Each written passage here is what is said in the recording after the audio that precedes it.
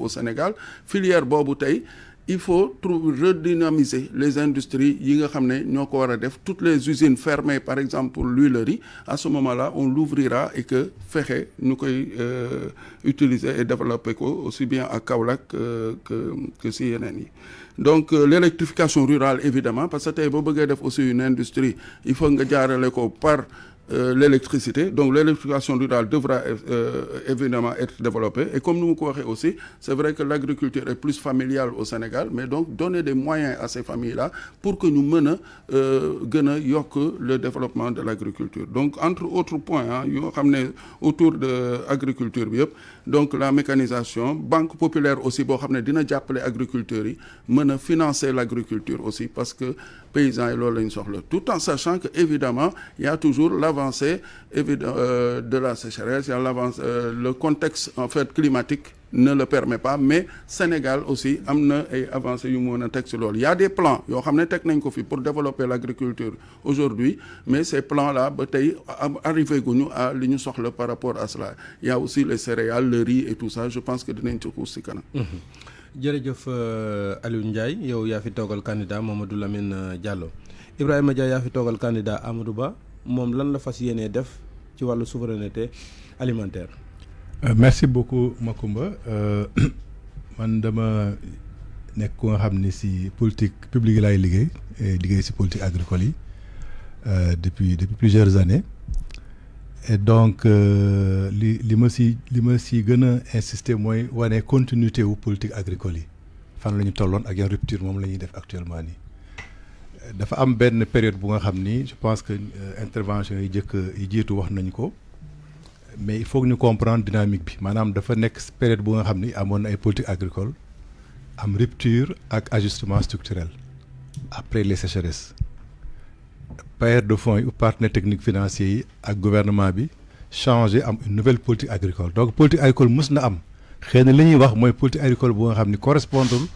peut-être ak li nit ñi di séntu alors changement bi ci am mooy première politique agricole yi état moo doon def lépp c'était le tout état après Abdou Diouf ñëw ni moyen d'état mieux d'état état bi retiré wu bàyyi secteur privé ak marché bi muy fonctionner loolu ça a donné une catastrophe am ay retard yu bëri en termes d'investissement parce que fi ñu doon xaar secteur privé ñëw occuper l'espace il ne l'a pas occupé exploitation familiale yi am régression aussi mais Sénégal mosul a jóg ci base yu agriculture ci exploitation familiale l'essentiel 98% li Sénégal yi dundee ça vient des exploitations familiales donc amul option wu exploitation industrielle bu nga xam ne muy dund Sénégal donc loolu ñëpp ci d'accord te loolu moo am ba léegi maintenant limite boobu dem na benn moment bi président Abdoulaye Wade ñëwee mu engagé benn changement état dugalaat loo xam ci agriculture mais ni mu ko ci dugalee moom mooy questionnement bi maanaam ak subvention essentiellement la doon ak ay programmes spéciaux te bi mu ko ci dugal c'est après un choc et il se trouve que choc yooyu moom moo indi changement yi am ci idéologie ak fonctionnement wu stratégie wu agricole actuellement état bi Covid amee comme ni mu ko waxee ak yeneen ak choc Ukraine bi état bi dafa élaborer beneen stratégie bu ñuy wax stratégie nationale de souveraineté alimentaire stratégie boobu dafa basé wu ci li mu wax loolu maanaam dañu analyser et ça c'est fait avec des experts man maa coordonné processus élaboration wu programme compact bu nga xam ne moom la Sénégal defar ñëw présenté ko au forum sur la souveraineté alimentaire en Afrique bi fi FIDA ki bi organisé woon ñu toog partenaires yi toog état bi présenté ko devant le président mujj bi ak Aly Ngouille Ndiaye waaw ak Aly Ngouille biñ ko paree partenaires yi arrangé wu ku nekk ni man lii lay financé y compris le BAD bi nga xam ne moom mooy chef de file bi Union européenne ñoom ñëpp ku si nekk aligné wu état bi aussi aligné wu donc loolu actuellement ni stratégie boobu moom la ñu war a doxal améliorer ko bu dee lu ñu si améliorer te stratégie boobu aussi dañ si boole organisation paysanne yeeg tous les acteurs experts yi nga xam ñoo nekk si ministères yi maîtriser situation boobu loolu moom mooy programme bi c'est chiffré une partie est déjà financée le reste c'est financé sur ressources état te dafa am ay programmes yu ko structuré le changement par rapport ak li amoon mooy approche chaîne de valeur la dañu def analyse u gap bi maanaam seet li ñu soxla ak li ñu am actuellement c'est autour de 57% de nos besoins la ñuy satisfaire le reste dañ koy importer bu si nekk xam nañu ñaata lañ si importé ñu projeté ko ak population bi ni muy yokkoo ñu xam at bu nekk ñaata moo si yokk si besoin yi c'est sur cette base là lu ñu définir lan moo war a nekk objectif yi ñu am ay programme chaîne de valeur sur le blé ñu bëri dañu yaakaar ni blé mën ñu ko fi béy mais ISRA testé na ko mais aussi ak FIDA ak aussi ak BAD jël nañ expérience Éthiopie xam ni ils sont plus à rattraper actuellement projection bi mooy fexe di réduire suñu importation en blé am na programme spécial disons pas programme spécial chaîne de valeur maïs chaîne de valeur riz chaîne de valeur produits horticoles donc bu si nekk approche chaîne de valeur la c'est-à-dire dañuy xool depuis l'amont jusqu'à l'aval donc si la industrialisation bi door a dugg industrialisation boobu ni mu ko waxee nii c'est pertinent mais am na ba pare mooy les agropoles qui sont en train d'être construits agropole bu nekk dafa structuré wu autour de ces chaînes de valeur là productivité bi ou production à la base bi moom mooy alimenter agropole yooyu pour transformation agricole bi mais agropole yi li tax mu jot c'est-à-dire moment bi la gën a pertinent parce que dafa am ay préalables yu nga xam ne on l'a jamais réglé préalable yi mooy boo dee def politique agricole da nga koy placer sur une politique publique globale wax na électricité mais avant électricité am na aussi transport c'est-à-dire la logistique bu doon da nga daan jël benn camion ceeb di ko jëlee dans la vallée di ko indi Dakar li ngay fay ci transport moo gën a élevé ki nga xam ne da koy importer de l'extérieur pourquoi parce qu'on n'a pas de routes donc pendant les 10 années passées avec le président Macky Sall le gap infrastructurel a été largement réduit avec les autoroutes ak les routes muy les routes nationales on a la RN6 la RN2 et tout ça et toutes les routes nationales ont été mises à niveau il y a les pistes rurales qui ont été construites loolu mooy ak électricité bi ñu apporté en milieu rural tant que tu règles pas ces questions préalables le reste dafay nekk contrainte Ibrahima Dia bi nekkoon MCA voilà maa ngi moom donc noonu la ñu ko élaboré moo tax depuis Wade la priorité c'était d'abord de régler les problèmes d'infrastructure et de désenclaver le monde rural après nag si la leneen di mën a dox sinon la productivité est faible ensuite comment on appelle ça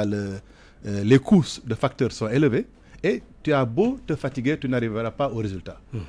beneen défaut bi nga xam ne am nañ ko waaw nga ni voilà ba kàddu gi ñëwaat mooy aussi contrainte yi nga xam ni mi ngi ci aménagement hydro-agricole xam ni c'est très coûteux te li tax muy coûteux aussi mooy point la ci débat bi voilà docteur kàddu gi ñëwaat na ci yow Alpha Ba foncier laa bëggoon la njëkk laaj nan la ñuy régler le problème du foncier dégg naa keroog Bassirou Diomaye Faye mu ni suuf yi ñu ko seeni maam goroon mu ne su ko nangu ci ñoom dañ leen di wutal kayit mais buñ leen wutalee kayit te amuñu moyens yoo xam ni ci la ñuy amee ay financement yoo xam ni moom la ñuy jëriñoo suuf si tamit est-ce que dina régler problème bi waaw xam nga loolu boo xoolee dans le cadre de notre programme ñun dañ ci wax ci financement bi xool benn stratégie boo xam ne day am un mécanisme pour accompagner exploitation familiale yooyu de manière globale day am mécanisme de financement avec banque agricole parce que boo xoolee actuel fu ñu toll nii suñu système de financement agriculture Sénégal mooy yu am ci état presque mën nañu wax ne dafa nax saay parce que LBA moo fi nekkoon bon pour ne pas faire de la publicité ñoom ñoo doon financer sinon boo xoolee après avec Macky Sall ils ont essayé jéem a indi un peu BND pour appuyer mais c'était pour appuyer certaines entreprises mais pas pour appuyer les exploitations lu ci des mooy système de microfinance mooy système de financement décentralisé bi microfinance yeeg yooyu nga xam ñoo ci doon jàpp te ñooñ boo xoolee taux yu ñuy exercer dafa cher trop parce que parfois dañ lay wax 12% mais boo jëlee 12% yi nga rapporté ko ay une campagne day nekk presque 24% parce que campagne bi c'est sur 6 mois alors que bu ñu waxee 2% yow bu ñu la waxee 12% ngay am crédit bu ñu lay jox c'est sur une année te ñoom crédit bu ñu leen jox c'est sur une campagne c'est pas sur une année donc boo xoolee c'est-à-dire que nu ñu koy fayee day gën a diis loolu première affaire leneen li moo tax ñu ne côté boobu parce que lu tax ñu am option boobu ci li ñu jëm ci foncier parce que foncier Sénégal dafa nekk loo xam ne dafa xaw doy waar boo ko seetaanee boo ko xoolee bu baax lu ci doy waar mooy que depuis 1964 loi sur le domaine national moo fi nekk mooy tout ce qu'on appelle mooy lu terre yi nga xam ne suuf si nga xam ne moom la ñuy valoriser di ci bàyyee droit sur le domaine national mooy les terres du terroir mais jéem nañ fi ay réformes yu bëri waaye benn antuwu ci réforme yu bëri jéem nañ ko mais benn antuwu ci ba quand le président Macky Sall est venu nee na moom day dem vers une réforme foncière avec feu professeur Moustapha Souna yàlla na ko yàlla yërëm commission bu mu jiite woon mais ñu ci nekkoon nekk ay nit ñoo xam ne dañoo am xam-xam trop ci wàllu jooju ñu def ci pour la première fois au Sénégal ñu amoon un document d'orientation de politique de réforme foncière consensuelle nga xam ne société civile d'accord nañ ci techniciens yi d'accord nañ ci baykat yi d'accord nañ ci sàmmkat yi d'accord nañ ci ñu élaborer ko jox ko remettre ko au président Macky Sall mais bu ñu ko remettre au président Macky Sall malheureusement texte législatif yi waroon suivre pour ñu dem fa y a pas eu de texte législatif président daf ko teg na le pourquoi parce que option bu état jëloon et c'est un plaisir pour moi de retrouver aujourd'hui ici monsieur Dia option bu état jëloon nekkoon en cohérence li nga xam ne moom la MCA bu américain yi financé waxoon mooy option d'une entre guillemets privatisation du foncier moom la document de politique foncière boobu génnewul woon parce que document politique foncière boobu lu mu génne woon mooy c'est garder l'esprit de la loi sur le domaine national mooy la mooy suuf si ñun dañ ko fi fekk suñu maam yi ak suñu maamaati maam ñoo ñu ko bàyyil ba ñun ñu fekk ko fi est-ce que ñun tey war nañ ko aakimu ba ëllëg si biir suñuy doom ak suñu sët duñu am feneen fu ñu mën a béye wala fu ñu mën a dundee ku nekk naan maa moom comme ni ñuy defee Dakar ku nekk naan fii sama kër la nga dagg bu la neexee jaay c'est ça la grande question léegi nag ñun nañ ne daa am tamit beneen phénomène boo xam ne dañ ko observer mooy boo demee tey si dëkk kaw ga bëri na ay suuf yoo xam ne da ngay yeewu rek fi nga xam ne ay baykat ñoo fa nekkoon ñu am droit d'usufruit mooy bay rek nga ci am parce que loolu la loi bi may droit d'usufruit rek nga am dañuy jékki-jékki rek am ku ñëw ay borom doole ñëw indi naan dañ fi am bail wala dañ fi am titre foncier ay hectares ñu dàkk ay baykat le cas de Ndingler beaucoup de Sénégalais se souviennent de ce cas-là ñu pëng ji te peut-être boobu moo ci gën a siiw mais ñu ngi fàttaliku Njaayel ak Mbaan Njaayel c'est 20 000 hectares Mbaan nga xam ne à l'époque dañoo joxe lu ëpp superficie commune bi dañoo attribuer lu ëpp superficie commune bi léegi nag ñu ne pour préserver loolu c'est pas d'aller vers une titrisation mooy maanaam joxe des kayit à tout va mais c'est au moins baykat bi mu am kayit boo xam ne leer na ko ni fekk mu ngi bay keneen mënul ñëw suuf si c'est-à-dire que du day am benn droit boo xam ne da koy am nekkul droit boo xam ne da koy def privatif nga xam ne comme titre au même titre que titre foncier mais droit boo xam ne da koy sécuriser parce que tey fu ñu toll mooy lan mooy délibération certes joxe na ay droit mooy buy commune di joxe baykat bi ci àll ba mais droit yooyu c'est un droit précaire et révocable à tout moment alors que ñun nag dañ ne droit précaire et révocable boobu il faut que ñu revoir ko buñ ko revoir nag am luñ ci du parce que lu tax ñu bëgg loolu parce que tey boo joxee baykat bi titre foncier nga ne ko titre foncier la mun na am baykat bi gis ko ne ko waa Ndakaar kat nu ñu amee titre foncier seen kër yi man am naa titre foncier kontaan na mais ça peut être un risque pour lui parce que titre foncier mooy chaque année daf am ay droits yooy fay ay redevances te boo ko fayul amaana état mun na nangu suuf si wala boo ko nga jékki-jékki naan sama kër la dama koy jaay alors que ñun dañoo jàpp ne les terres arables mooy suuf si nga xam ne moom la ñuy dundee moom la ñuy bay dañ ci dundee dañuy jox priorité baykat bi suuf soosu moom moo ci am priorité moom moo koy njëriñoo mais ban type de droit lañ ko mën a jox nga xam ne da koy sécuriser boo xam ne mooy ëpp droit mooy gën a sécuriser délibération bi nga xam ne suba benn préfet rek du mun a yeewu wala benn kenn toog Dakar rek naan def naa décret jox naa un bail non du mun a du nga xam ne du mun a du egg foofu waaye tamit moom it baykat boobu tamit ñu mun a pas moom kes ñu sécuriser mais ñu sécuriser communauté am ba moom du mun a jël suuf soof di ko jaay parce que lu gën a bon mooy suuf su àll bi yëpp buñ ko jaayee ëllëg si biir suñu mbokk yi fan la ñuy bayee léegi loolu xamagu leen lu ngeen ciy def comme délibération bi tuuti na te titre foncier bi ëpp na ci diggante bi ngeen di nekk non dañ nekk si diggante bi mais loolu xam nga tey dama naan Sénégal yenn saa yi parfois dañuy nekk fii di xalaat loo xam ne jar ko xam nga boo jëlee le document de politique de réforme foncière qui a été déposé par la Commission nationale de réforme foncière nga xam ne président Macky Sall moo ko mettre en place il y a plusieurs options que ce document-là a défini il suffit que nga génne document boobu parce que ñun dañ ne am na yoo xam ne mu ngi fii Sénégal dafa baax comme Commission nationale de réforme des institutions xam nga defoon na liggéey avec le président Amadou Mokhtar Mbow mu déposer ay conclusions am na yoo xam ne dañ ne duñu on va pas chercher de midi à 14 heures dañuy jël document boobu génne jëfee appliqué Commission nationale de réforme foncière nga xam ne tamit professeur Moustapha Souran moo ko liggéeyoon jiite woon ko mu defoon ci liggéey mucc ayib nga xam ne organisation producteurs yi paysans yëpp ñëpp d'accord woon ci ñun dañ ne boobu la ñuy jël fa option yi soumettre ko Sénégalais ñun leen lii mooy option yi léegi ñu xool bu ñu ci d'accord ban lañ ciy jël jërëjëf docteur Alpha Ba mi fi toogal Bassirou Diomaye Faye Alioune Ndiaye yaa fi toogal Mamadou Lamine Diallo bu tekki nan lay régler problème suuf si waaw problème suuf si en fait ñun comme j'ai dit la première des choses à faire c'est faire une assise au niveau de l'agriculture donc loolu moom parmi les premiers points yu ñu nar a def bu ñu ñëwee ci nguur gi c'est la première des choses créer des assises sur la souveraineté alimentaire parce que mënoo wax ne damay def souveraineté alimentaire ba pare les agriculteurs yi nga xam ne c'est la priorité mënuñu fexe ba am ay terres yu ñuy cultiver comme ni mu ko waxee effectivement il y a ce qu'on appelle les prédateurs fonciers ñoo xam ne ñoo ñëw akimoo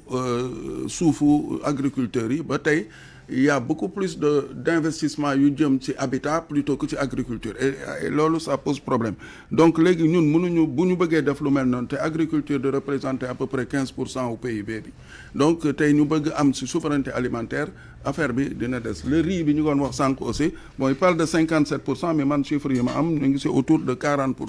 donc ça veut dire que je pense que chiffre global la voilà d'accord ok chiffre global donc par rapport au riz par exemple bi nga xam ne tey bëgg nañu arrêter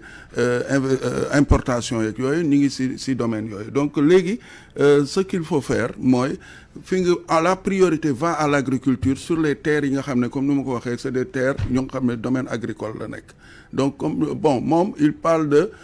délibération boo xam ne xëy na dañ koy gën a jox doole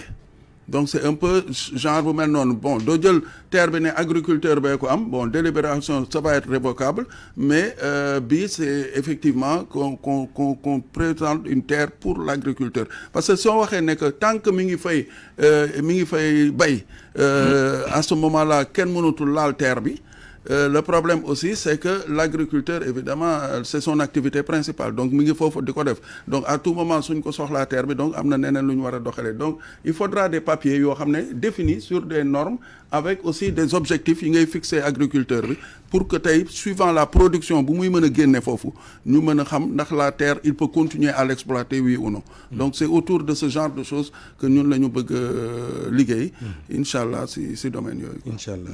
jërëjëf Alioune Ndiaye mi fi toogal Mamadou Lamine Diallo bu tekki Ibrahima Dia yaa fi toogal candidat Amadou Ba wàllu suuf si moom nan la koy gérer moom yàgg naa yor suuf. waaw je pense que suufu agriculture dafa particulier man liggéey naa si parce que plan d'action foncier bu ñu Sénégal di ko am en 89 man maa ko élaboré woon Abdou Diouf de 99 avant 2000 après Abdou Diouf dafa bu ñëwee lay door a xool parce que il n'avait pas osé avancer bu mu ñëwee faf mu daan Abdoulaye Wade ñëw Abdoulaye Wade a élaboré aussi une loi enfin un projet de réforme jox ko Serigne Diop bu mu paree aussi mu xool ko defaat ko tiroir bi Macky Sall a fait la même chose. donc ça veut dire am na dara lu si nekk. oui comme kenn ñemewu ko laal. kenn ñemewu ko laal bon am na lu si nekk. waaw lu si nekk mooy lan mooy c'est un domaine à risque très élevé. très sensible. donc dafa laaj waxtaan bu yaatu. et apparemment les conclusions man liiruma détail conclusions yi je sais et li ma laaj ñu bëri aussi amuñu détail parce que ñoom apparemment dañ ko jox directement président mais li wóor mooy j'ai compris que Macky Sall a commission réforme foncière bi. ah c'était public hein. mais li ñu jox président. loolu xaw ma lan lañ ko jox parce que li ñu ko jox ak li public bokkul. ok c'est pas sûr donc moo tax man loolu laay mën a apprécier. lan la si gis ba mu ni. bu ma ko joxee. suuf si yëpp day jeex dès demain président communautaire xaw ma les maires vont tout donner loolu la wax est-ce que dafa am leneen lu ñu si dugal lu mel noonu li tax mu ragal je ne sais pas mais en tout cas il a commencé à faire des réformettes par exemple def na ay décrets bu nga xam ni récemment ou un peu avant am na superficie yu nga xam ni moom la préfet mën a joxe am na lu sous-préfet mën a joxe am na nga xam day dem ba gouverneur ak yooyu donc limité pour li daan am comme li mu dénoncé nii moo bañ a amati loolu c'est un véritable scandale yu fi amoon beneen bi mooy aussi ñu xool ban approche la ñuy am man approche bi ma gis ni moo gën a baax peut-être aussi candidat bi wax na ci lu mel noonu mooy di appuyer wu sur les coopératives maanaam buy dem attribution des terres mu nekk ay domaines agricoles yu nga xam ne état moom moo koy ko defar lu mel na les DAC et cetera ñu attribuer ci nit ñi ci biir mais kii bi comment on appelle suuf si dafay nekk suuf su nga xam ni état bi da si ko amaat contrôle ba nga xam ni kenn du ko mën a jaay parce que le plus gros risque en matière de foncier mooy nga jox nit ki titre ëllëg doomam dem jaay ko wala mu jaay ko ñeneen ñëw récupérer ko mooy li mu wax sànq et loolu on le voit déjà dans la zone de Mbour vers toute cette zone là. paysans yëpp jaay nañ seen affaire. ñu ngi leen di yëkkati d'ailleurs di buddi garab yoo xam ni tootoon nañ ba exactement donc loolu moo tax ça demande beaucoup de prudence moo tax je suis très prudent parce que boo defee revue internationale question réforme foncière yi si ëpp bi si bëri dafa doon def catastrophe donc moi je suis pour des réformes pas à pas adaptées di ko def avec beaucoup de prudence mais aussi di si waxtaan ak nit ñi du affaire juridique la terre dafa nekk am benn lien anthropologique.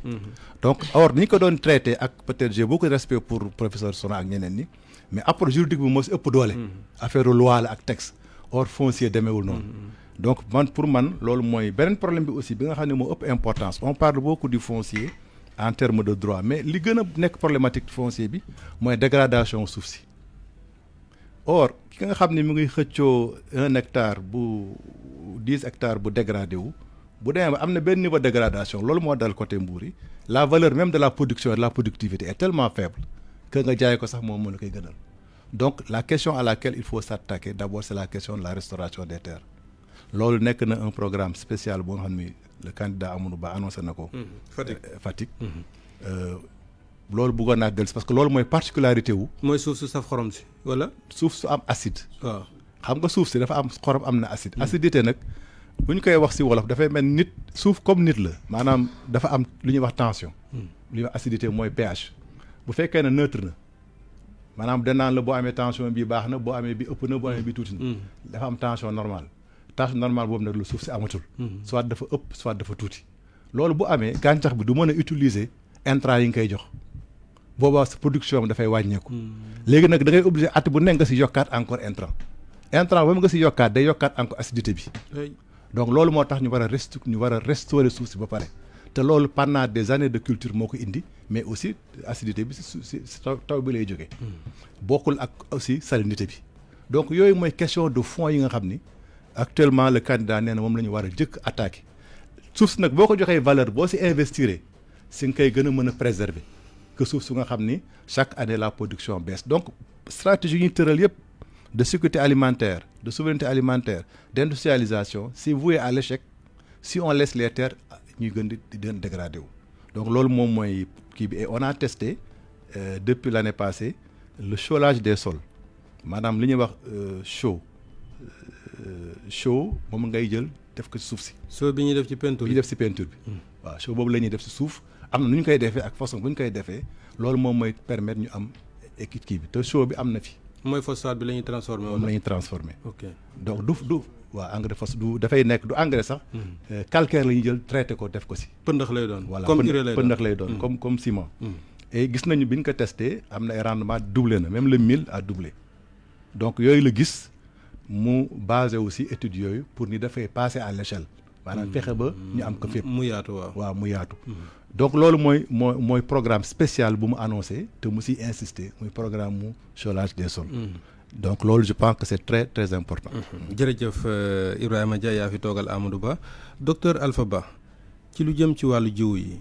semence yi nan la ñuy régler le problème capital semencier bi ak problème chinois yi jënd di yóbbu ak opérateurs yi nga xam ne boo leen nee semence certifiée ñu indi la loo xam ne ñoom ci seen bopp xam nañu du certifié ak ISRA yooyu yëpp nan nga koy linkee ba jiwu baax yi mën a doy ba ci hybride yi.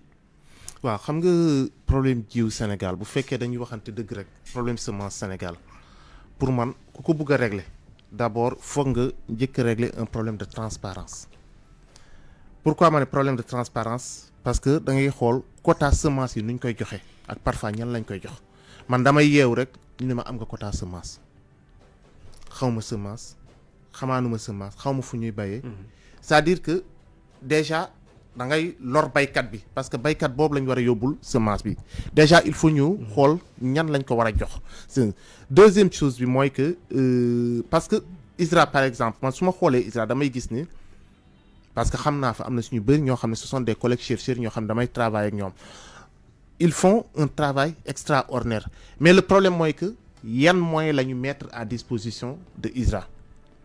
yan moyens la ñu mettre à disposition de salaire sax dañ ko doon kaas bu yàggul. ma jox la rek benn exemple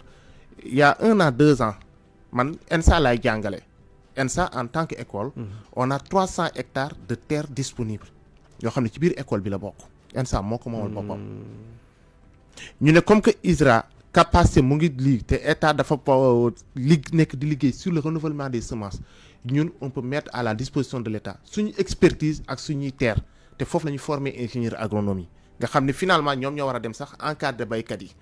ñëw leen mais ba fi may wax ak yow ni France daal di xëy dem on a déposé tous les documents au niveau du ministère de l'agriculture par voie hiérarchique en passant par le ministère de l'enseignement supérieur de la recherche nga xam ne mooy suñu tutelle hiérarchique. ba ci kii fi nekk nii nga xam ne fa la génne. non ma xanaa déggul wax ba fi may wax ak yow France daal di xëy dem. pourquoi parce que loolu yëpp lu ko war a booy xool parce que boo seetloo ba seet ci biir mooy li ma doon wax sànq ci transparence bi maanaam ci transparence ci façon jiw bi nuñ koy séddale loolu nag pour nga mun ko def pour nga mun ci indi il faut que système bu fi nekk actuellement mooy maa nga xam ne da ngay day bëri ay intermédiaires ci séddale jiw li il faut ñu dindi ko te loolu pour nga dindi ko il faut nga responsabiliser les producteurs moo tax ñun ci suñu programme agricole dañuy dem vers des coopératives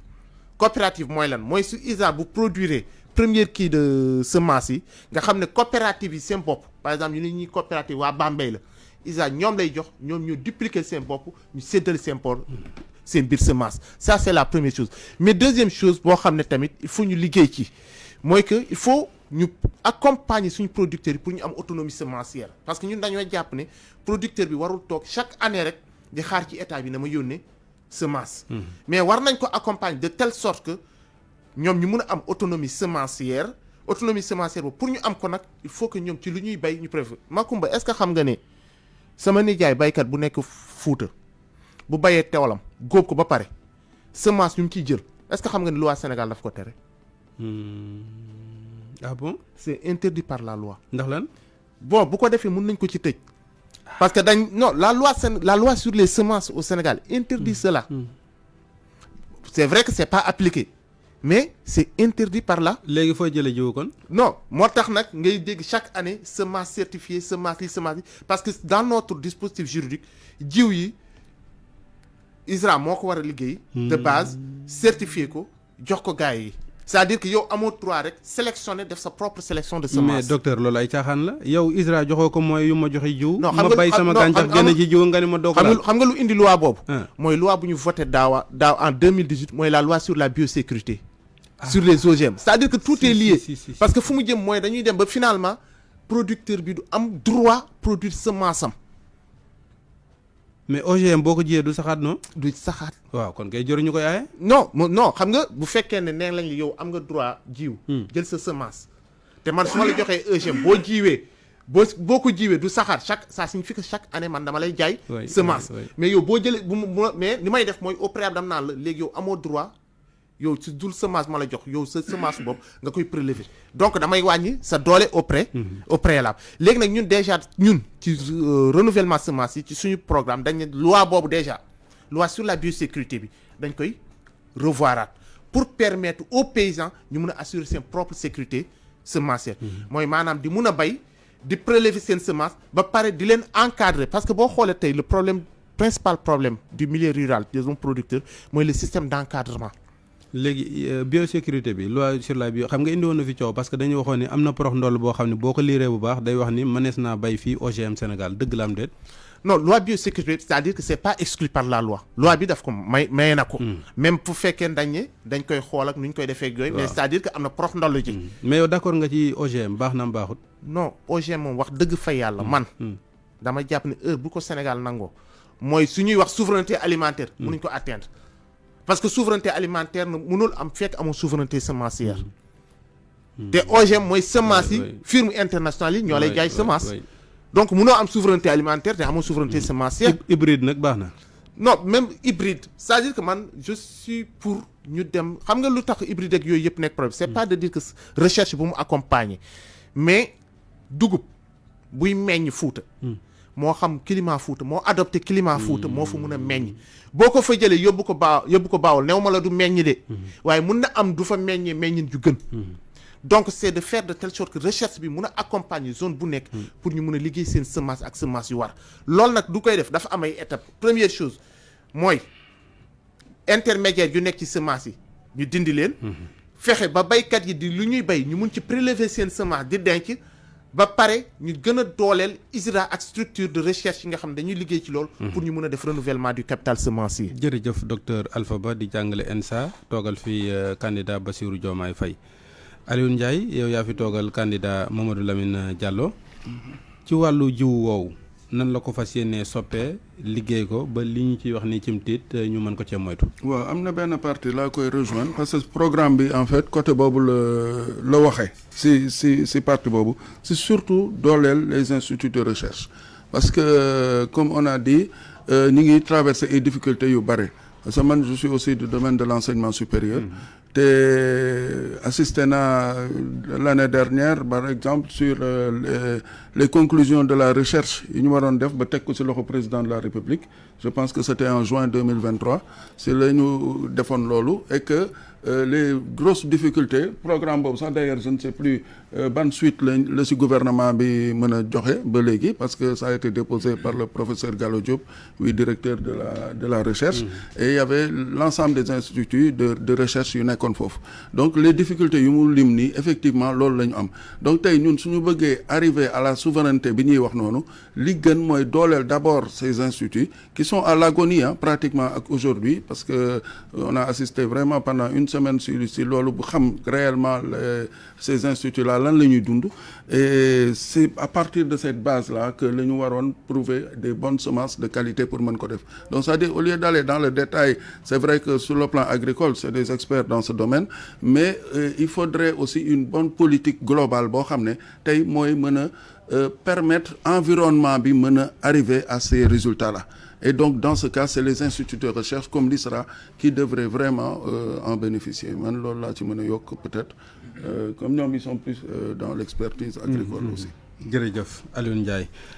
Ibrahima Dia yaa fi toogal candidat Amadou Ba moom su yàlla dogalee mu ñëw ci wàllu jiwu yëpp nag laa waxuma dugub ak gerte ak ba seeg mboq rek jàll ba ci soble seeg pomme de terre beeg yooyu yëpp nan la ñuy def ba Sénégal mën cee moom boppam bu baax a baax te moytu yi nga xamante ne nii moo jar a moytu. waaw xam nga maa ngi lay wax sànq stratégie souveraineté alimentaire bi effectivement il faut qu'on le révise encore peut-être réajuster ko mais si stratégie bi ak surtout si financement bi nga xam ne c'est déjà acquis muy compact bi il y a une bonne partie des ressources qui sont affectées bu ñu prévoir pour la question des semences idée bi mooy lan mooy que si tu veux avoir souveraineté alimentaire il faut nga maîtriser toute la chaîne donc c'est pour une production locale de semences mais production bi day déparé ISRA comme ni ñu ko waxee donc il faut renforcer ISRA mi ngi ci programme bi pour mu mën a def des semences pré-base mais professionnaliser nag par contre professionnaliser la chaîne de production de semences mais professionnaliser chaîne de semences bi mooy que les services qui contrôlent les services de contrôle des semences direction agriculture yi ñoom la ñu war a gën a renforcer seen capacité ak seen ay moyens. kër ñoom ñooy casse salaire yi ñooy grève boobu ba léegi. wala léegi lijjantiku na. je pense que ñoom la ñu ngi koy casse ñoom mooy DRDR yeeg yooyu donc ñooñu la ñu war a gën a renforcer mais pour man production semence dañ ko war a professionnaliser paysan bi ou producteur bi warul mën a moom rek di produire semence am et nu ñu koy professionnaliser mooy que au niveau des zones de production au niveau des coopératives mu am ñu nga xam ne ils sont formés pour ça. ñooñu lay ISRA di jox les pré-bases ñoom ñu produire pour la communauté donc il faut que mu nekk ay espace ay par exemple au niveau de chaque département mu am un dispositif qui produit les semences dont les gens ont besoin dans le département loolu nag du empêcher ñu importer ay semences bu dee dafa soxla parce que semence dafa bëri ay domaines comme ni nga waxee du rek gerte ak dugub même boo xoolee ay production comme ay foño comme les produits maraîchers comme ñebbe tout ça on a besoin de semences donc mënoo surtout c'est ak même culture yu bees mënoo si yooyu yëpp rek nga ne damay basé aussi tu peux importer des semences de ñebbe du Nigeria s'ils en produisent mieux wala ay tubercules bu dee fa la conditions yi gën a baaxee on est dans un espace sous-régional conditions yi presque là dafa identique mais par contre war nañu fexe daal ba échelle production bi nekk au niveau départemental DRDR ñu renforcer leen pour le contrôle après ñu professionnaliser le travail de production de semences loolu daal laa jàpp ni moom mooy solution bi pour que le secteur des semences soit contrôlé. mais xam nga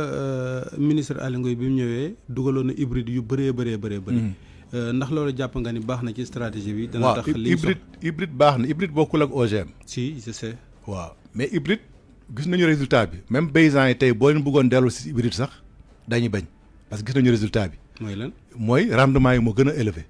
fuuf donc c'est clair par rapport ak bu dee surtout maïs bi. waaw mais ndax duñ dem itam ba suñu mboq mu njëkk ma jóge fi moom kenn dootu ko. non hybride bi mën na ISRA mën na améliorer hybride yi xool nu mu si intégrer yenn gènes yi mais bu dee mboq bi fi nekkoon avant adapté wul amul productivité te population bi mi ngi yokk soxla yi mi ngi yokku rien n'interdit ñu dugal leneen. boo ko xoolee xar yi damay jox exemple rek xar yi jaay actuellement Sénégal amu fi woon avant. ay xaru pël-pël moo fi amoon. su fekkee yéen ngi fàttaliku. mais dañuy intégré yenn ba tey loolu moo mujj nekk suñu ay xar.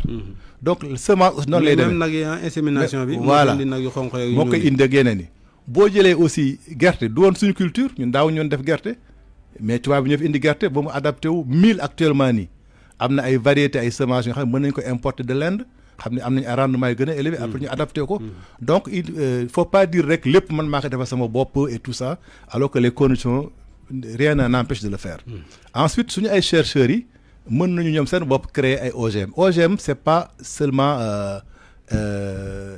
les multinationales ñoo koy def. pays yëpp muy Brésil muy feneen am na ay dispositifs yu nga xam ni chercheurs yi fa nekk ñoom ñooy jël ay OGM weesul dara lu ngay jël ay gènes di ko transposer sur des plantes di def ay jeux pour que mu am capacité de résister à certaines maladies wala yu mel noonu. donc faut pas que moo tax la état bi président dafa demander woon avis au truc des chercheurs là comment ça s'appelle encore l'académie moo ko jox avis favorable donc c'est la si basé wu et académiciens yi boo leen laajee ñoom man li mu wax ni waxuñu loolu ñoom dañu wax ni c'est pour que ñu mën a contrôler OGM yi fi dugg donc il faut nécessairement mu am une loi sur la biosécurité pour sécuriser li fi dugg. mais loi bi am na. loolu moo tax loi bi am moo tax ma ni loi bi li ko tax a jóg du pour favoriser OGM dugg mais c'est plutôt pour mu gën ko contrôler parce que actuellement ni OGM mi ngi fiy dugg tey ji yow li ngay lekk li si ëpp si blé ak si maïs ay OGM la yi ñu fi indi yëpp di ko fi dugal. maanaam boo ko bàyyilul sa bopp it kenn bay ko indil la ko indil la ko jaay la ko balaa caa nga bay ko yow kon garaawal gi ñu koy garaawal. d'après chercheurs yi si ëpp. yu mu si ëpp xam-xam. ñi nekk académie ñoom garaawul ko noonu. moo tax man si ñoom laay aligné wu en attendant que yeneen chercheurs ñu mel noonu mën si wax leneen. te ñooñu jàpp naa ni ñu am xam-xam lañu te ñu am compétence lañu dans le domaine.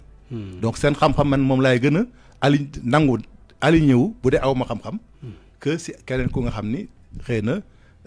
xalaatam la si wax wala dafa nekk militant. parce que y a des militants anti-OGM en Europe.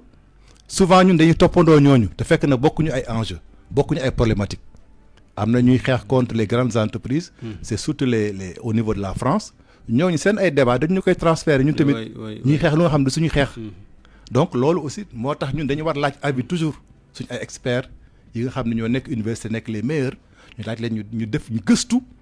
ba nga xam du nekk wax sa xalaat day nekk wax ñu nga xam dañ koy rek borom xam-xam yi koy voilà jërëjëf Ibrahima Dia yaa fi toogal candidat Amadou Ba docteur Alpha Ba yaa fi ñëwal Diomaye Faye moom ci wàllu ndox mi léegi laa bëgg ñu wax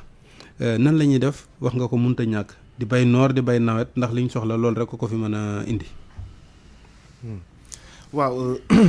ci wàllu ndox mi waaye juste rek benn peut-être kii précision bu ndaw mooy le rapport monsieur Dia le rapport de l'Académie nationale des techniques et des sciences la recommandation bu ñu defoon état du Sénégal c'était pas d'aller vers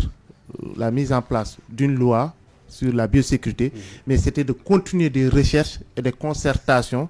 avant d'aller vers une loi parce que dañ ne woon au Sénégal amul assez de recherche et de concertation donc nañu continuer gëstu bi def concertation ba gën a xam lu OGM yëpp wund balaa ñuy dem ci loi bi malheureusement le temps de cette recherche et concertation n'a pas eu assez lieu avant qu'on aille vers cette loi là léegi lu jëm ci ndox mi au Sénégal xam nga Sénégal parfois damay naan daa am benn wërsëg boo xam ne yàlla daf ñu ko may te ñun Sénégalais yi duñ ko exploiter xam nga Sénégal boo ko jëlee de manière générale Sénégal réew mu plat la de manière générale avantage la non loolu avantage ça signifie que boo buggee def yenn système d'irrigation yi doo am yenn investissement yu métti c'est-à-dire que mun nga def système gravitaire rek comme ni ñu def dans la vallée benn système gravitaire rek wàqi rek mu jàll wàqi gas def bàyyi ndox mi mu dem bu mun nga ko def ça c'est la première chose leneen li tamit loo xam ne Sénégal mënuñ ko exploiter xam nga Sénégal dañu am ñaari potentiel te ñun ñu ngi koy wax ci suñu programme ñaari potentiel yoo xam ne exploité wuñ ko benn bi mooy ndox bu ñuy perte chaque année muy dem ci géej gi ndox mu ñuy perte chaque année muy dem ci géej mooy ndoxum taw nga xam ne day dem ci géej gi ce sont des millions des millions de mètres cubes milliards 4 milliards de mètres cubes. ça c'est première chose deuxième chose Macoumba xam nga lu ñuy wax les eaux grises mooy bu ma duggee sama néeg sangu waaw yow nga dugg sangu keneen dugg sangu est-ce que Sénégal yi calculé ñaata milliards de mètres cubes la lay ONAS di reverser dans la mer nga xam da koy def premier traitement rek reverser ko dans la mer ndox moomu est-ce que xam nañ ne par exemple tey ni fu ñu xoolee boo xoolee tey booy dox ci mbedd Dakar yi lan ngay gis clémentine ngay gis clémentine boobu fu muy jógee Maroc man am naa chance dans le cadre de mes missions de recherche visiter toolu Maroc yooyu fu ñu koy bayee est-ce que xam nga ndoxu douce yooyu la ñuy arroser clémentine yooyu premier traitement rek lañ koy def comme que ce sont des agrumes amul risque parce que dañ ne ndox moomu bu fekkee ne par exemple ay légumes la lu mel ni ay salade ak affaire yooyu loolu il faut nga dem ba traitement lu ñuy wax traitement tertiaire pour éliminer toutes les bactéries mais bu fekkee ay agrumes la par exemple bay mango bay mandarine bay orange mun nga utiliser ndox boobu c'est-à-dire que premier traitement juste te imaginez xam nga Sénégal boo xoolee Dakar par exemple année yi yëpp dañuy naan Dakar day taa mais bokk na ci lu tax Dakar di taa nappe phréatique bi mooy yéeg parce que Dakar boo xoolee système d'aménagement bi boo xoolee nga dem dans la banlieue de Dakar depuis bu ñu tëjee lu ñuy wax les forages de Thiaroye mooy forage yu fa nekkoon nga doon xam ne da doon alimenté te nga xool Dakar xoolal fosse yu fa nekk lépp ay fosse septique la c'est-à-dire que connecté wuñu ko dans un système de canalisation centralisé donc ndox yooyu nekk ci fosse bi yëpp day dugg ci nappe phréatique bi donc finalement bu tawee tuuti day fekk nappe bi fees rapidement ndox mi day jóg nga am inondation léegi ndox yooyu noonu nga xam ne dañ dem te ndox yooyu nga mënoon ko génneewaat Ndakaaru de la même manière nu ñuy defee KMS 3 tuyau jógee Kër Momar Sarr ñëw dugg ba Dakar di alimenter en eau potable de la même manière ñun dañ ne il y a deux possibilités c'est de mettre un système de drainage inverse mooy eaux usées nan lañ koy génneewaatee Dakar ak ONAS par exemple station bu ñu def Cambérène su ma juumul si je me trompe pas mooy bu ñu mujj defar Cambérène si je me trompe pas je crois que ils sont dans 90 000 mètres cubes par jour xamu par heure bu ñuy déverser dans la mer yaa ngi calculer ndox moomu jëpp bu ñu ko génnewaatoon Dakar ñaata tool la mën a irriguer te loolu yomb na tuyau la rek tuyau moo def ndox mi dugg ay tuyau la rek c'est vrai que ñu bëri dañ naan investir dans l'assainissement et tout ce qui est souterrain parfois les politiques n'aiment pas parce que c'est pas visible c'est pas visible mais il faut le faire loolu mooy première chose deuxième chose bi il faut que parce que tamit ñu xool ñu bëri dañuy naan en milieu rural tamit am na loo xam ne peut-être pour man loo xam ne ñun on va vers cette option le président Ablaye Wade l'avait commencé ñenn ñi daan nañ ci reetaan mais boo ko xoolee c'est un modèle qui peut aider mooy les bassins de rétention parce que boo demee au Burkina boo demee dans leur zone rurale ce sont les systèmes de bassins de rétention qui leur permettent de faire leur agriculture parce que nu muy permettre te boo xoolee Sénégal boo jëlee carte hydromorphologique du Sénégal nga xool carte bi xool nga teg ko nga xool da ngay gis Sénégal dafa bëri ay bassins versants foo xam ne bu tawee ndox mi fa lay daje léegi nag il suffit que état def ay investissement yu ndaw gën a gasaat foofu nga xam ne foofu day mën a retenir ndox mi à de longues périodes te bu retenir ndox mi day tax nit ñi mun fa bay c'est vrai que ñu ngi naan bay mais aussi duñ bu ñu fàtte ne ndox yooyu bu ñu ko fa retenir day tax nit ñi sàmm yi seen jur gi bu fa mun a dem di fa naan loolu yëpp donc day tax nit ñi bu mun a bay affaire léegi nag lu ci des mooy que boo xoolee y a un projet aussi que le Sénégal avait initié qu'on a délaissé mooy ñuy wax la revitalisation des vallées fossiles c'est pas de dire que par exemple ñun tey bu ñu yàlla mayoon ñu falu tey suba dañuy commencer gas naan vallée fossile mais c'est de faire parce qu'il y a des études techniques qui ont été faites malheureusement ci études techniques yooyu man yu ma ci jot a lire li ma ci gis yëpp li ma si jàpp man en tant que technicien li ma jàpp ne mooy faiblesse études yooyu mooy point de branchement bi fan lañ waroon jël ndox mi indi ko ci vallée fossile yi ak yan type d'ouvrage ñu war a def mais ñun dañoo jàpp ne vallée fossile il faut qu'on revoie les études parce que des milliards de mètres cubes yoo xam ne day tuuru ci géej gi est-ce que mënuñ ko capter en amont par exemple à partir du département de Bakel nga xam ne foofu tu as des vallées yoo xam ne mën nga ko capter foofu boo jaaree dans le lu ñuy wax foofu dans le Bundu xool nan nga koy capter ndox moom yëpp pour mun ko indi pour que nit ñi mën a di bay noor di bay nawet lu ci des nag mooy c'est de faire un maillage de forages ruraux yoo xam ne day permettre nit ñi te forages ruraux yooyu actuellement on n'a pas besoin d'aller vers des forages yoo xam ne day utiliser carburant mais yàlla may na Sénégal mooy am na lu ñu ñàkk waaye ñàkkuñu naaj. Donc un système de forage solaire boo xam ne day tax ñu mun a am ndox à plusieurs mois de l'année di nit ñi di bay noor di bay nawet. parce que ñun foofu il faut maîtriser de l'eau. jërëjëf docteur Alpha Aliou Ndiaye yow mi fi ñëwal Mamadou Lamine Diallo bu tekki la question de la maîtrise de l'eau nu ñuy def ba ndox mi ndoxum taw mi bañ a wàlli ko ci biir géej gi ndox mi ñuy sangoo wax na ko léegi mën naa doon engrais ci tool yi ñu di ko arrosé ak ndox mi ci suuf si itam nan la ñuy def ba génne ko nit ñi mën cee jot ba bu ko defee nag noor ak nawet yëpp tool yi di mën a naat. waaw man par rapport au programme encore une fois bi ma yore bu Mamadou Lamine Diallo comme ni nga ko waxee y a le système des bassins de rétention déjà mi ngi ci programme bi donc ça a été exploité par le président Wade comme nu mu ko jëlee mais il y a aussi le sous-sol donc comme il a dit on a un sous-sol boo xam ne tey mën nañu génne ndox à partir du sol bi ñu am donc c'est dans le programme c'est ce qui a été mis même si c'est pas chiffré ni détaillé mais en fait foofu lañ ko sukkandiku donc par rapport à li ñu bëgg a génne ci ndox mi en dehors aussi il y a les fleuves le fleuve Sénégal comme j'ai dit au début de l'intervention ak fleuve Gambie bi nga xam ne mën nañu gérer leur exploitation aussi il a parlé aussi des vallées fossiles donc je pense que tout le chemin bi mën a permettre à faire cela peut nous apporter de l'eau yu ñu mën a def. Bon, c'est vrai que je ne suis pas spécialisé moi dans ce domaine-là. Il faut aussi reconnaître les choses avec les experts yu toogal. Mais dans les programmes qu'on a agricoles par rapport à notre partie, bon, je suis spécialisé dans d'autres domaines, mais loolu lañ ci gën a jàpp par rapport à ces niveaux-là. Mais je retiens très bien lu mu wax nii et que loolu aussi entre évidemment dans le programme que j'ai avec moi. D'accord. Bu Mamadou Lamine Diallo tekki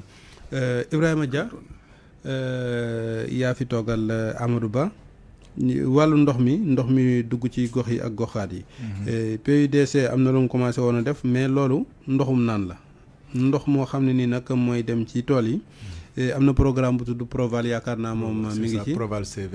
CV ministère de l'agriculture ku ko mayoon doole mën naa am dina gën a am njëriñ mais nan la ñuy def ba ndox mi wax dëgg yàlla nag noor ak nawet baykat yi mën cee jot. juste préciser que yéene yi ak xalaat yi ñu fi dégg léegi xalaat yu rafet la. yu xam ni yu intéressant la mais boo si gis rek dafa laaj étude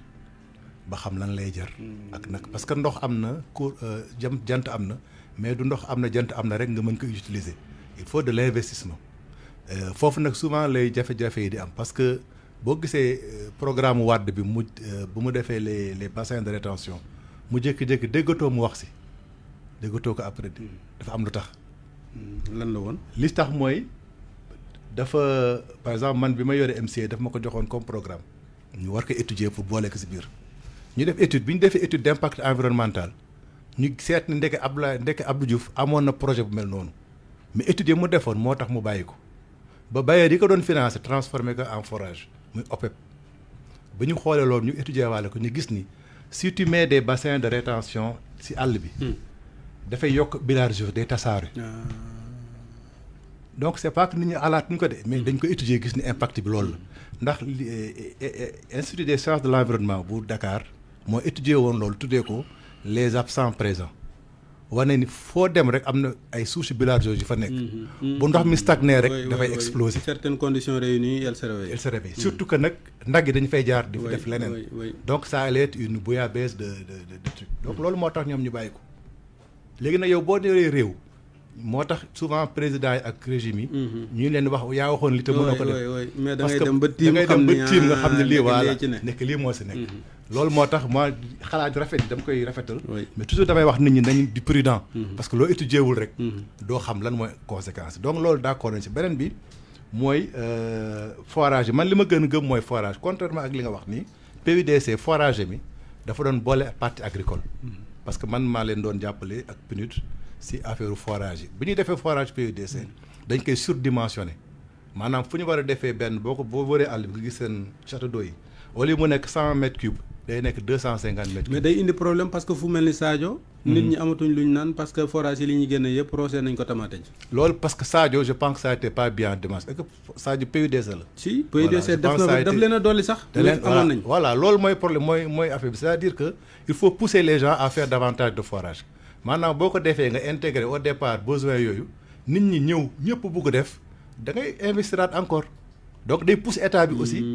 mu gën a dina demande bi dafay yokkaat ñu defaat yeneen forage loolu mooy concept bi nekk derrière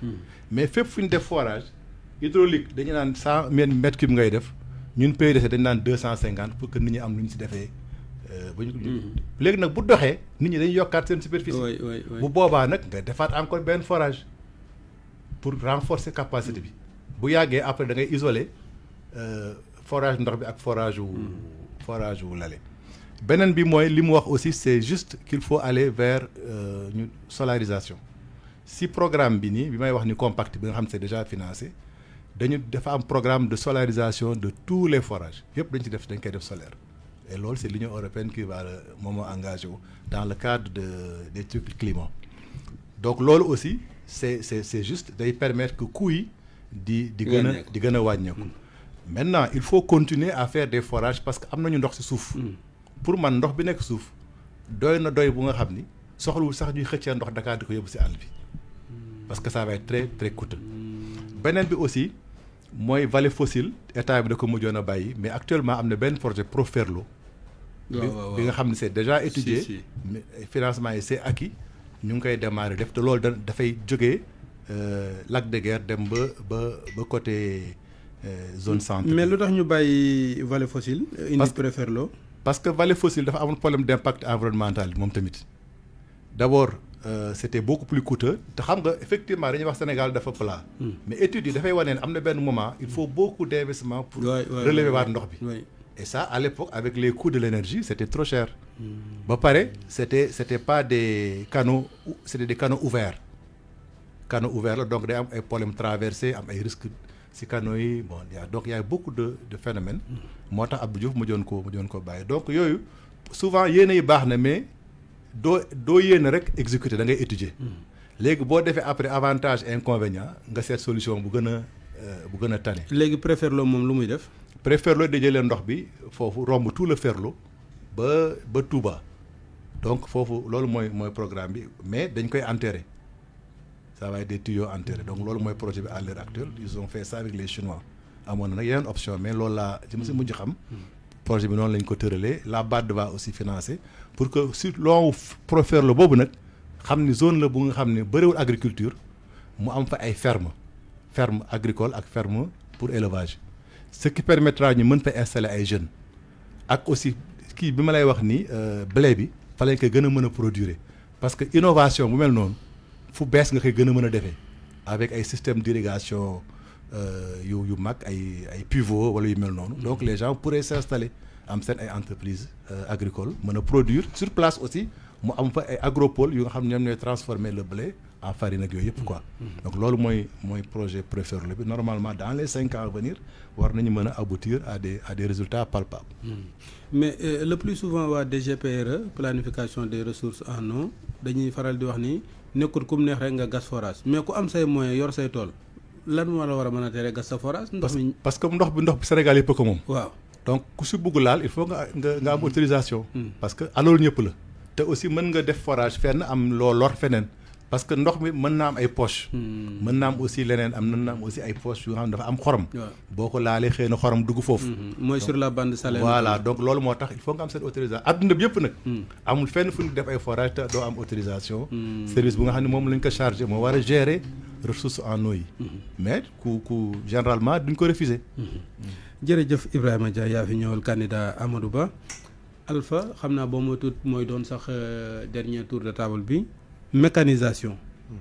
machines yi gars yi wax nañ ko léegi dañoo bëgg a bàyyi gopp yeeg ngoos-ngoos yi jàll nag léegi ci tracteur yeeg offset yeeg bagage yi nga xam ne daal kenn nit dina mën a bay lu yaatoo yaatu lu ci sa mébétu candidat. waaw suñu mébét ñun lu ñu wax ci loolu ci mécanisation bi dañoo jàpp ne lu baax la waaye tamit nañu def benn mécanisation boo xam ne dafay méngoog bëgg-bëgg baykat bi ak doole ak kàttanu baykat bi tey dafa am rek benn mbir boo xam ne man dama ko dundoon Sénégal mu defoon ma rek benn année am nay at ci ginnaaw dañ fi waxoon c'était au niveau de la vallée du fleuve Sénégal ñu ne woon dañoo indi woon ay moissonneuses batteuses ñu indi ko fa mais dama gis ni moissonneuses batteuses yi ñu fa indi woon à l'époque c'est-à-dire que koo xam ne moom day nekk ci 0,5 ar wala 1 hectare yow moissonneuse batteuse bi nga koy demee dikk mu jeex tàkk non c'est-à-dire que bu defee contact du mun a tourner c'est-à-dire que loolu mooy yaa ngi indi mécanisation boo xam ne c'est pas adapté alors que pour man mécanisation agriculture Sénégal dafa war nekk une mécanisation progressive mooy pour man damay jàpp ne yenn saa yi état day jël xaalis comme ñun ni ñu ko waxee état bi da ngay gis par exemple ñu ne jël nañ indi nañu 500 tracteurs 800 tracteurs ñu jàll ko 6 woon def si avec toute la com mais ñun dañ ne il faut mu nekk progressif mooy lan boo xoolee xam nga dañ ñëwoon suñu maam yi dañoo yoroon ay xoos affaire yooyu moom lañ doon bàyyi dem ba benn instant par exemple pour man des entreprises c'est vrai que ce sont des entreprises privées comme Sismar lu ñu doon def mooy loolu nga xam ne ay leer yu amélioré yi nga xam ne dañ ko doon def yooyu déjà ça permettait de faire moo indi woon par exemple attelage tri bi nga xam ne da ngay am machine yu maam yi papa yi doon yor nekk ci tag ko ci fas di ko bayee déjà loolu nit ñi dañ koy xeeb mais niveau de mécanisation maintenant dinañuy xool nan lañ koy améliorer parce que pour man actuellement jënd yenn tracteurs yi ak yenn lii indi ko Sénégal sax yàq la xam nga lu tax on n'a même pas de Sénégal bëriwul même ay des spécialistes en machinisme agricole même des spécialistes en machinisme agricole ne sont pas formés au Sénégal machinisme agricole léegi la ci nit ñi commencé former tuuti mais amul woon c'est-à-dire que suñu mécaniciens oto yi rek ñoo doon góorgóorlu di taaba di jéem a réparer defaraat mais amuñu woon sax des spécialistes en machinisme agricole léegi lañ ci commencé former tuuti donc loolu mooy lan mooy que booy indi mécanisation da nga koy def de manière graduelle nooy def mooy que tey ki nga xam ne baykat la mu nekk biir Sine wala biir Saloum wala biir Bawol soxlawul yenn tracteurs yi parce que boo ko joxee yenn tracteurs yi tracteur bi coût tracteur bi moom attanu ko pour mu am ko soit il faut ñu nekk en coopérative ñu jëndandoo ko te tracteur bi luñ koy utiliser parfois benn yoon lañ koy utiliser parce que dañuy def benn labour rek pare ci duñ ko utiliser waat fa lañ koy teg ba déwén léegi nan ngay defee fexe ba indil ko matériel boo xam ne dafa mel ne tey boo xoolee ni ma la ko mën a misaalee xam nga oto yu rafet am na yu bakkali macha allah mais est-ce que gis nga tricycle yi ni ñuy amee njëriñ léegi ci dëkk bi ci biir Dakar ci yóbbu bagage mooy tricycle yi ñu yóbbu comme genre Jakarta donc mécanisation bi tamit pour l'instant ñun dañoo jàpp ne baykat yi ci lool nga leen war a accompagner nga xam ne yomb na utiliser c'est-à-dire que technologie bi c'est pas une technologie hyper compliquée kooko si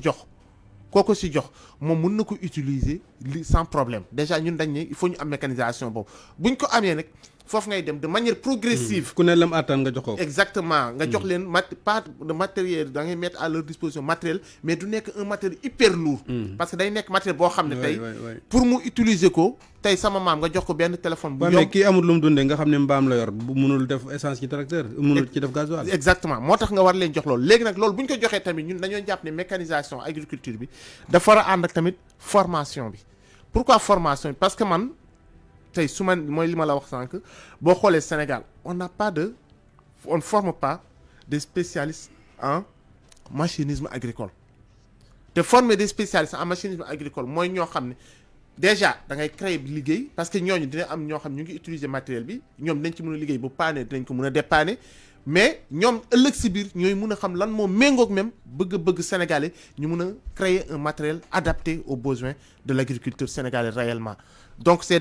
deux volets mooy mettre à disposition un matériel agricole adapté pas très lourd vraiment adapté moo ko mu ne woowee niveau intermédiaire sax laa koy woowee nga xam day adapté besoin producteur bi techniquement en termes d'utilisation en termes de coût nga xam ne tamit bu ko naree jënd tamit du metti si moom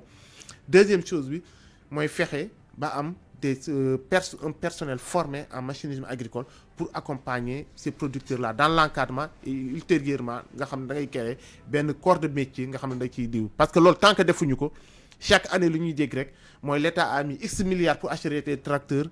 et des kii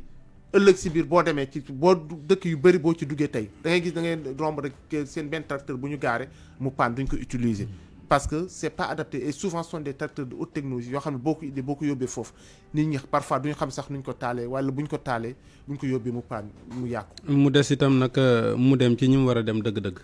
surtout loolu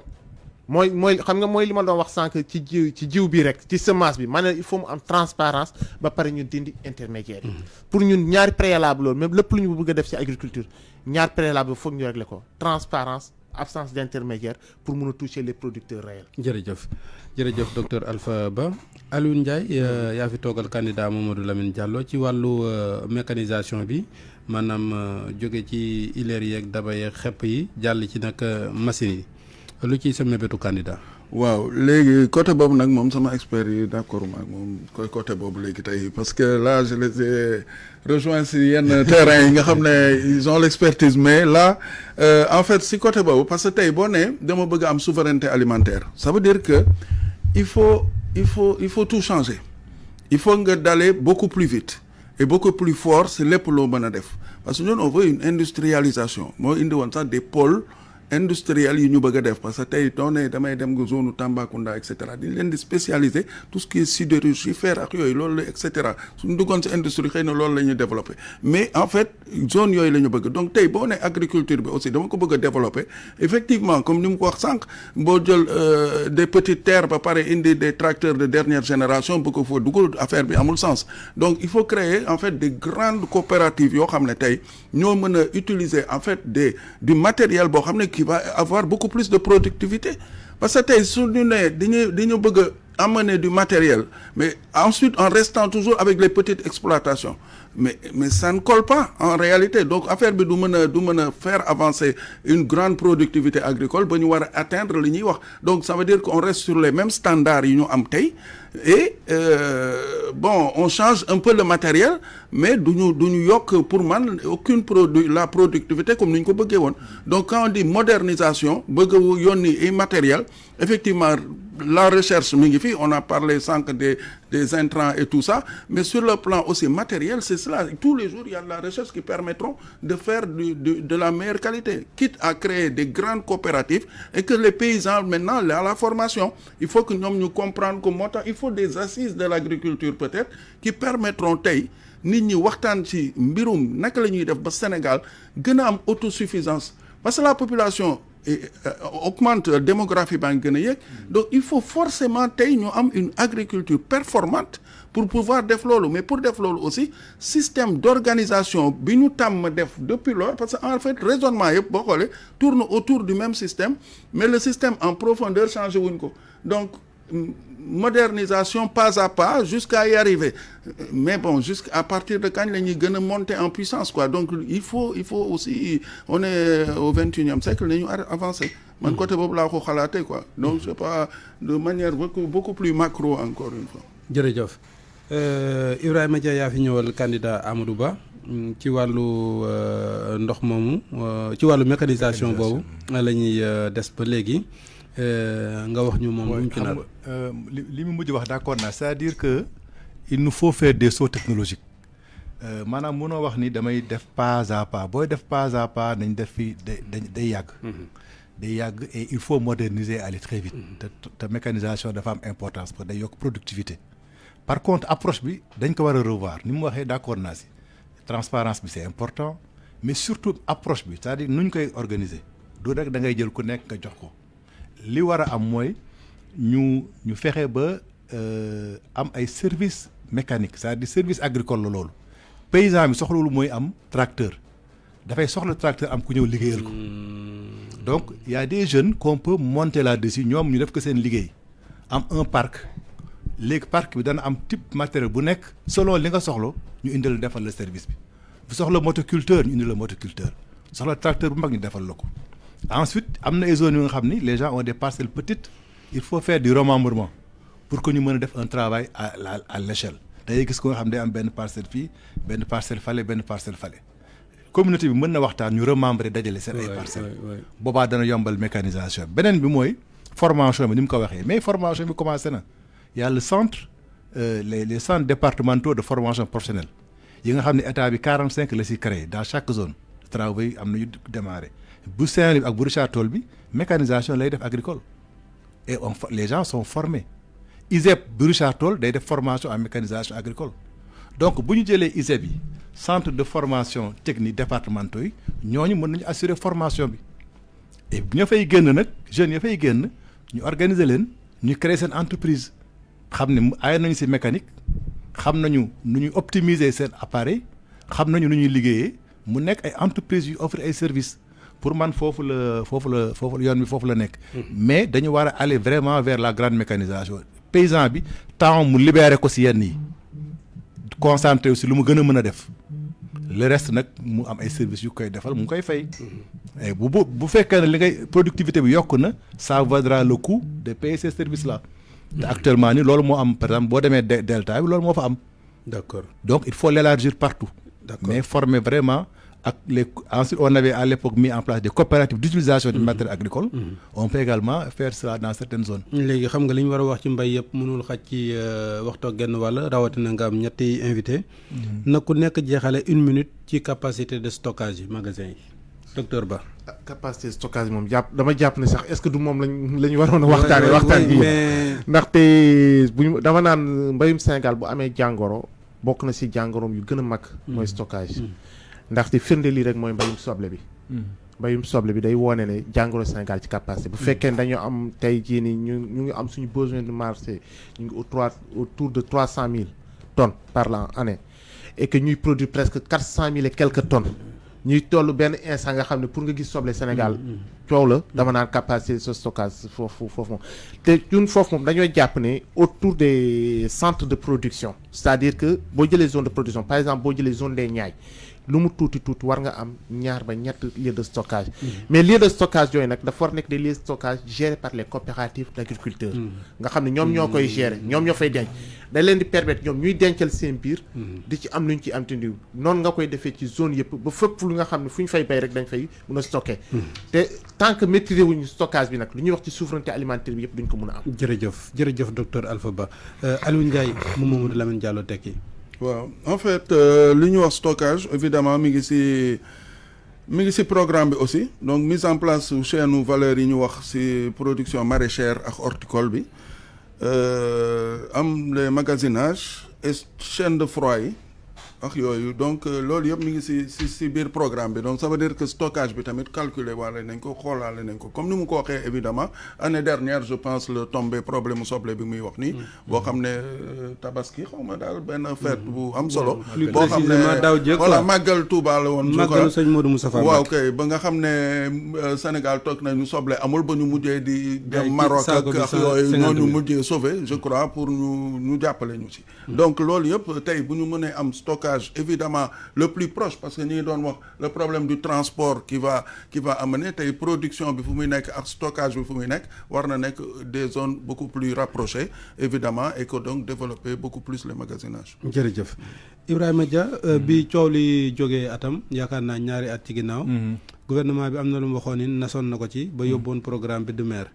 direction modernisation équipement rural mais ba tey dara. non programme bi c'est en cours construction c'est en cours. en cours rek. waaw mais xam nga nag lu nekk dafay dañ koy étudier la def dossier d'appel d'offres construire donc mais état bi peut-être li mu njëkkoon def mooy kii bi nekk Diamniadio centre bi nekk Diamniadio ba nga xam ni mën na stocker ay capacités yu important maintenant ñooy décentraliser seen ay systèmes avec des systèmes dans les localités de production mais li important mooy